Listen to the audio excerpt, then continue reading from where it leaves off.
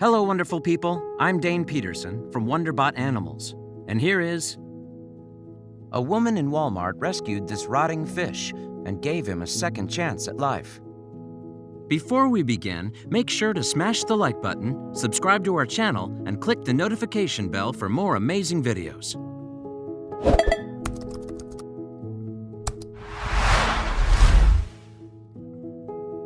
The forlorn male fish sat lonely at the back of a supermarket shelf.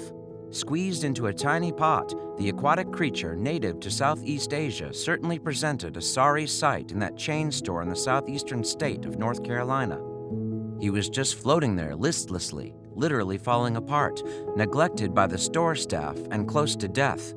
But luckily for the male fish, someone did notice him and decided they couldn't just leave him to his awful fate. But there was no way Charlotte, North Carolina woman Victoria Schild could have realized that her trip to a local Walmart would end up with her saving a life. Then again, she could hardly have expected to encounter a dying creature within the store. While Schild looked around the supermarket, she passed through the pet department. But it wasn't a fluffy dog or a pretty kitty that caught her eye that day. Instead, her attention was drawn to the fish tanks and their colorful inhabitants. But when she wandered over for a closer look, what she saw horrified her. At the back of one of the shelves where the aquarium sat, Schild saw a little betta fish floating listlessly inside a small pot. His fins, which should have been flowing and beautifully colored, seemed limp and lifeless to Schild. Furthermore, the fish was in such a perilous state of health that he appeared to be rotting away before the customer's unbelieving eyes. In fact, when Schild picked up the fish's cramped container, she saw his tail breaking apart in the water, and with it, a little bit of her heart broke too. Consequently, Schild knew there was no way she could simply ignore the betta's pitiful plight and simply walk back the way she had come. Schild spoke to animal interest website The Dodo about her fateful Walmart visit. "I felt incredibly sad for the little guy and decided that I didn't want him to die in there, just rotting away," she recalled. "I was 95% sure he was going to die that night."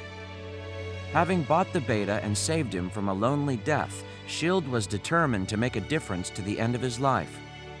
She felt that the fish didn't have much time left, but she could at least make his final few hours more comfortable. The animal lover took her purchase home and decanted the betta into clean water in a big tank she had. However, much to her amazement, Schild's little guy seemed to respond positively to his fresh surroundings. Indeed, after an initially dubious start, the fish perked up, so much so that Schild began to think there might be hope yet for the beleaguered betta. She saw the improvement as a chance to save the fish's life. As Schild recalled to the Dodo, "When I got home, I started researching everything that I possibly could to help him recover. And, armed with this new knowledge, she set to work. Thanks to her efforts, it was not long before she saw the fruits of her labors.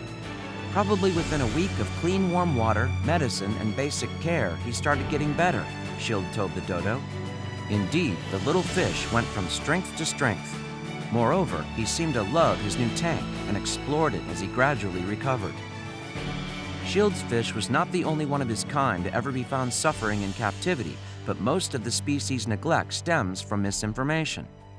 Bettas are known as Siamese fighting fish, and they are tough little guys.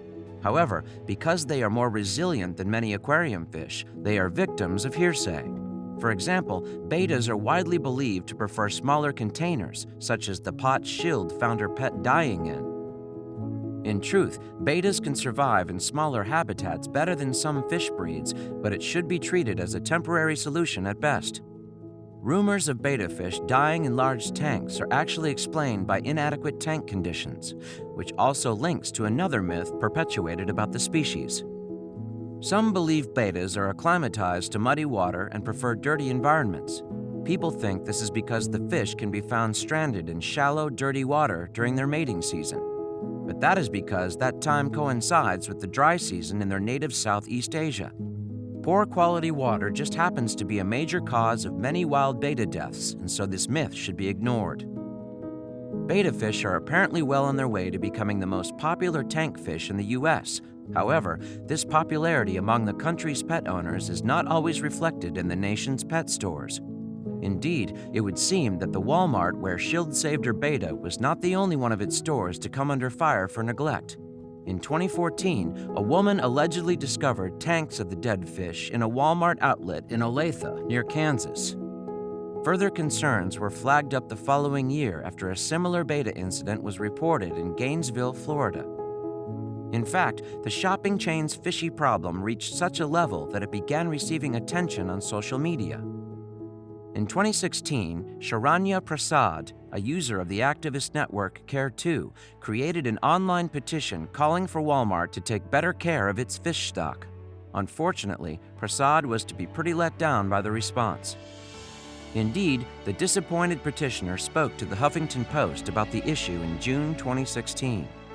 A lot of people don't think the same way about fish as they do about puppies and kittens, Prasad explained, but they are sentient animals that feel pain. Of course, Walmart disputes claims of neglect and cruelty and issued its own statement to the Huffington Post. A representative for the largest grocery retailer in the U.S. said, "We recognize and appreciate our obligation in the care and feeding of our live fish.